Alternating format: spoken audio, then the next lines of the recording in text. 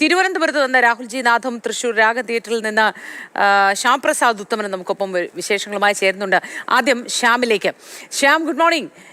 വലിയ പ്രതീക്ഷയോടെ കാത്തിരിപ്പോടെ ഒരുപാട് പേർ രാവിലെ തിയേറ്ററുകളിലേക്ക് എത്തിയിരുന്നു.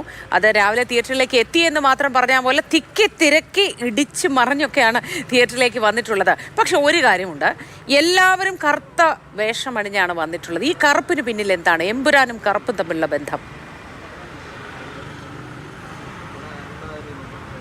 തീർച്ചയായിട്ടും അതിൻ്റെയൊക്കെ ഒരു ഉത്തരം അറിയണമെങ്കിൽ ഇനി 9:15 അറിയാൻ പറ്റും. 9:15 ആദ്യ ഷോ അവസാനിക്കും. നമുക്ക് ഇപ്പോൾ കാണാൻ കഴിയുന്നത് തൃശ്ശൂർ രാഗം തിയേറ്ററിൻ്റെ മുൻവശമാണ്. ആ ഒരു ബോർഡ് കാണാം, ഹൗസ്ഫുൾ എന്ന് പറയുന്ന ആ ഒരു ബോർഡ്. ഒരുപക്ഷെ നാളുകൾക്ക് ശേഷം ആദ്യമായിട്ടായിരിക്കാം ഈ തിയേറ്ററിൽ ഇങ്ങനെ ഒരു ബോർഡ് വെക്കുന്നത്. ഇന്ന് ഈ തിയേറ്ററിൽ ഫുൾ ഷോയും ഹൗസ്ഫുള്ളാണ് എന്നാണ് ഇവിടെ നിന്ന് നമുക്ക് അറിയാൻ കഴിഞ്ഞിട്ടുള്ളത്.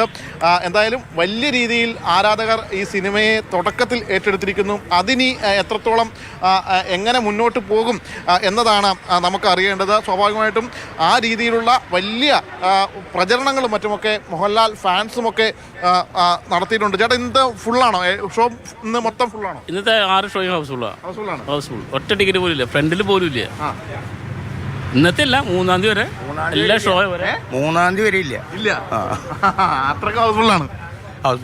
തുടക്കത്തിന്റെ ആ ഒരു ആവേശം എങ്ങനെ ഇപ്പൊ തിയേറ്ററിൽ? നല്ല ഇതിലല്ലേ നിക്കണപ്പോ ആണല്ലേ? എന്തായാലും തിയേറ്ററുകാരൊക്കെ പറയുന്നത് നല്ല ഒരു ഹൈപ്പ് തന്നെയാണ് പടത്തിന്. ആ ഒരു ഹൈപ്പ് ആ സിനിമയ്ക്കുണ്ട്.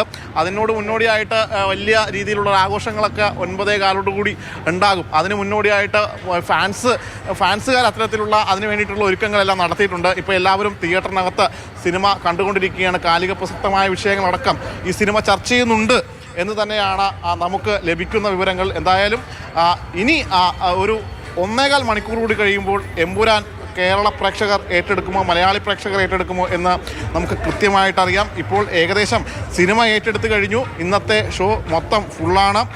അതിനുശേഷം ഇന്ന് ആദ്യ ഷോ കണ്ടിറങ്ങുമ്പോൾ അറിയാൻ കഴിയും ആ സിനിമയുടെ ആ ഒരു മുന്നോട്ടുള്ള പോക്ക് എങ്ങനെയെന്നൊക്കെ കൃത്യമായിട്ട്. മോഹൻലാലും പൃഥ്വിരാജും അടക്കം ഈ സിനിമ കാണാൻ വിവിധങ്ങളായ തിയേറ്ററുകളിലും മറ്റുമൊക്കെ എത്തിയിട്ടുണ്ട്. ആരാധകർ എല്ലാവരും ഈ സിനിമ കാണാൻ എത്തിയിരിക്കുന്നു. ഇന്നത്തെ ഒരു 3 ദിവസം ഇന്ന് തൃശ്ശൂർ രാഗം തിയേറ്ററിൽ ഹൗസ്ഫുള്ളാണ് എന്നാണ് തിയേറ്റർ ഉടമകളും വ്യക്തമാക്കുന്നത്.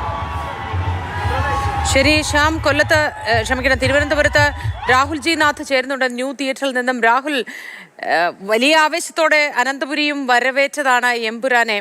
ഞാൻ ശ്യാമിനോടും ചോദിച്ചു ഈ കറുത്ത വസ്ത്രത്തിന്റെ പിന്നിൽ എന്താണ് എന്നത്. നേരത്തെ ഒരു പെൺകുട്ടി, എനിക്ക് തോന്നുന്നു തിരുവനന്തപുരത്ത് നിന്നാണ് പറഞ്ഞതെന്ന് തോന്നുന്നു, കറുത്ത വസ്ത്രം ഇടാൻ ആന്റണി പെരുമ്പാവൂർ പറഞ്ഞതുകൊണ്ടാണ് ഇട്ടതെന്ന്. എന്താണ് അതിന്റെ പിന്നിൽ?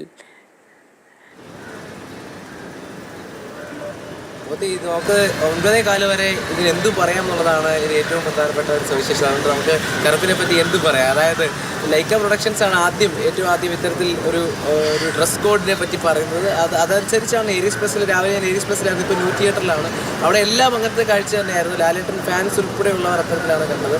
എന്തായാലും ആദ്യ സിനിമയിൽ ലൂസിഫറിൽ ലാലേട്ടൻ ഈ അനീതികൾക്കെതിരെ ഡയറക്റ്റായി പ്രത്യക്ഷത്തിൽ ഇറങ്ങി പോരാട്ടം തുടങ്ങുമ്പോഴാണ് വെള്ളയിൽ നിന്ന് കറുപ്പ് വസ്ത്രത്തിലേക്ക് മാറുന്നത്. അപ്പോൾ ഈ സിനിമയിൽ എനിക്ക് തോന്നുന്നു ഒരു പക്ഷേ മുഴുവൻ ഇത്തരത്തിലുള്ള പോരാട്ടങ്ങളും പൊട്ടിത്തെറിക്കാൻ തയ്യാറായി നിൽക്കുന്ന സീനുകളൊക്കെ ആയിരിക്കും ഒരു പക്ഷേ ഞാൻ ആലോചിക്കുന്നത്. കാരണം ഇപ്പം ഈ ഒഴിഞ്ഞ പൂരപ്പറമ്പ് പോലെ കിടക്കുകയാണ് എല്ലാ തിയേറ്ററിൻ്റെ മുൻവശം. കാരണം ഇനി 10 മണിക്ക് ഷോ ഉള്ളൂ.